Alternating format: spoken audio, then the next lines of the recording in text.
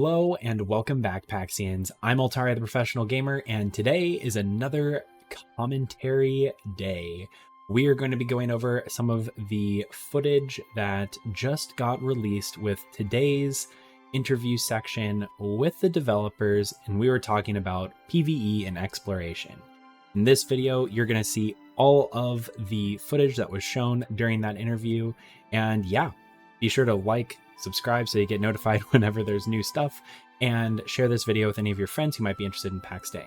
Now, for this first little bit, we had an image of all of our adventures, and we had a party of 11 people, and we were going to go out and hit one of the bigger dungeons that exist in Pax Dei. We went and traveled all the way to the location, and this is at the entrance. You see the color of the week here.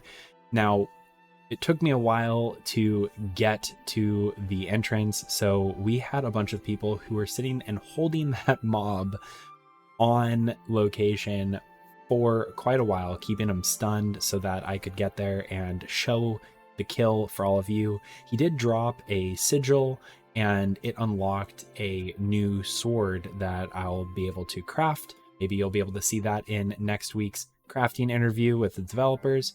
But now we are trying to get into the actual dungeon. This is just the outside. It's the main entryway. And you can see that we're utilizing a lot of fireballs here. And that is because corrupted creatures actually suffer severely from purifying flames. So we're shooting them with fire bolts. And once we get 3 landed, you'll see their health just drop really, really quickly. Now, at this point, we are just trying to enter into the dungeon, and we're slowly pulling the mobs in order to avoid a lot of extra damage that's going to happen. And here we have the Zebian Man Flayer that comes and adds in. I don't even know where he came from. He just came storming through that gate. But either way, this is a new named mob, and there are actually a lot of new mobs that exist in Alpha 2 in relation to Alpha 1, and this particular mob didn't drop any relics or anything yet, but I would expect them to drop something in the future. It's also entirely possible there is a current issue with some of the loot tables, so that might also be something. But again, as a quick reminder to everyone, Pax Dei is in an alpha state, and anything that you see in this video or any of the videos that we publish, they're all subject to change. Anything could come up, a bug could be realized and fixed by the time you all get in on the 23rd. So always take that with a grain of hefty salt. But here you might notice that there are some butterflies that are hovering around the 2 Zebians' heads. And that was because we had casted Lull on them, specifically a spell called Soothing Melody. And both Mana and I have that spell, and it's actually a very, very useful spell. It allows for us to sneak up on the backs of enemies and choose which mobs we're actually going to engage in combat and which mobs we're gonna wait until we manage the situation a little bit better. That spell does not work if you've already engaged and aggroed something in combat, though we have noticed at times that you might be able to get out of combat better when they're lulled. Now, we've entered the dungeon, and we're all getting ourselves nice and buffed, ready to go. So you'll see that there's a consecrated ground that's on the ground for us. That's just because we're trying to get our health up, and consecrated ground gives you health regeneration. We have a couple of players who also brought Loy's Blessing. That is a spell that gives you 20 additional health. That lasts for an hour, and it stacks on top of any food buffs that you might have. You'll also see that we're putting our food buffs on now. I brought 2 different types of syrup. Syrups are some of the food that you can craft, and we'll be talking about all of those different types of craftings in next week's developer interview on crafting. But needless to say, the reason why I picked syrup is because both of these particular syrups give me resistances to fire and poison, both of which are things that we felt like would be status procs that Zebians and Hellions and Imps are all going to be using. One thing that you will notice throughout this entire video as we're crawling through this dungeon, one is a really large dungeon, but two, we're actually pushing through very, very slowly and very methodically. In fact, most of the players that are in this group have been playing Pax Dei for quite some time, and most of us have actually been playing together for quite some time. So we're a very experienced group, and if we're making this look easy, trust me, it's not easy. We're just really well coordinated, and we all know what we're doing, and we've been doing it for a while now. So with that being said, just because we are really good at what we do doesn't mean that we can't slip up. And you might see us slip up here in a little bit. But right now, what we're trying to do is just continually and methodically push through this dungeon. You'll see that I'm casting Lull. Mana is also doing the exact same thing. And with Soothing Melody, it puts the mobs into a state of less aggro ability. And the reason why we're putting them all into there is because if we get too big of a pull, even with 11 players in this dungeon, and you can see all of us on screen, we are decked out. We are wearing some of the best armor that you can get in Pax Dei. And even then, we're really concerned about getting too big of a pull. Now, in this particular case, I throw a fireball. Unfortunately, the fireball ended up aggroing 2 cultivators. We have a Morbus cultivator, and what Morbus cultivators do is they summon imps, and they can summon a lot of them, and that becomes an issue really quick. So once we noticed that we aggroed the cultivator, we knew that we had to go in and push the entire mob and the whole grouping, because they were just going to spawn imps and overpower us if we weren't too careful. So we went in, but then we got an ad from an extra room that was nearby, and lo and behold, we are in the process of actively getting wiped. Now, if you were me in this particular circumstance and I was the one doing the shot calling for this particular dungeon run, your heart is nearly stopping, because in Pax Dei's Alpha 2, if something like this happens to you and you don't have a good group that knows what they're doing or some backup materials, what is about to happen is virtually impossible. And I was thinking that we had lost all of our gear, and that was going to be a terrifying thing, because a lot of the gear that we had was really, really good. So here we are. We're trying to rush in and beat the respawns, but what we realized is that a lot of the mobs were kind of camping on top of our bodies. This was the worst circumstance.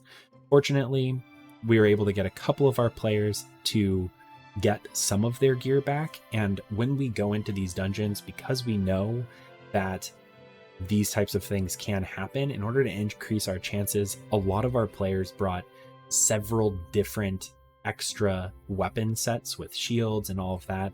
So even though most of us are naked, we were able to carry through the dungeon. And this is probably, we did this particularly as well, just for Peter and Solka, which in our interview, you might have remembered, they explicitly talked about not seeing any more, or hoping to not see any more naked dungeon runs. This is probably the closest thing that you're going to get to a naked dungeon run in Alpha 2, and I don't think you can really even qualify this as a naked dungeon run. And there's a couple of reasons why. One, you can see that consecrated ground that is on the ground behind us. It's that bright light that's coming off the ground. That is a product of one of our tanks. Unfortunately, both of the tanks that we brought with us on this little escapade happened to be able to get their gear back. They had the wherewithal to, once they noticed the wipe was happening on the group, they pulled themselves back so that they could get their gear a lot better than otherwise. We were able to reset the dungeon, get our gear back, and now we're here. Talking about that consecrated ground, because again, you see it there, that's actually a device that tanks are using to keep aggro. So what consecrated ground does, at least in this current iteration, is it gives players 10 armor. It also gives a little bit of health regeneration, but more importantly, it gives a lot of threat to the caster. And that is why we gave our Consecrated Ground spell to our tanks, because we want our tanks to be the ones keeping the aggro. So you'll see a lot of those shining lights on the ground, just so that when a mob comes in to that area of effect, they're going to pretty much start instantly generating threat onto the tank. A lot of our tanks also have what's called Hateful Blow. It's a sword skill, and that is also another way that they're able to manage their hate or their threat that they're generating. But now we're back at where we had been wiped, and because we reset the dungeon, we actually were really fortunate, and we were able to get a web tender Kyra, I think is their name, and that is a named boss, or I say boss, but really, and what you'll hear in the interview, what these are called are rare spawns. Bosses are something that's entirely different. We haven't witnessed a boss in game yet. I don't think there is a boss that you can find and fight in game.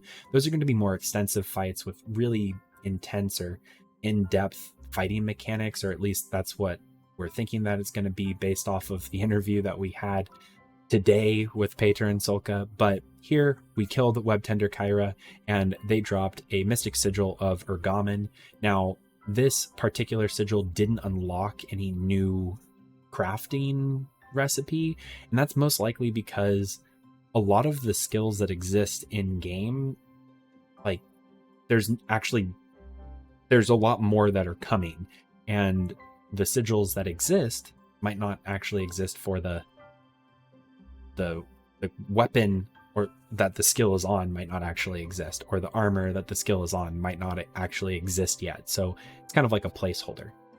Now we were able to kill that mob, and we continued pushing through the dungeon, and now we have this huge mural, and you've actually seen images of this mural before, and we're engaging in this really big room. And you can also see here with the two Consecrated Grounds, both of our tanks are doing a great job maintaining their aggro, and for the most part it's just Firm and Talco that should be receiving damage, and the only damage bar that you really saw there was Firm. So they're doing an amazing job at maintaining their aggro, and that's part of the reason why this run looks as easy as it does. Now here you can see that we're throwing our fireballs again at some imps. They are corrupted, so fire purifies them.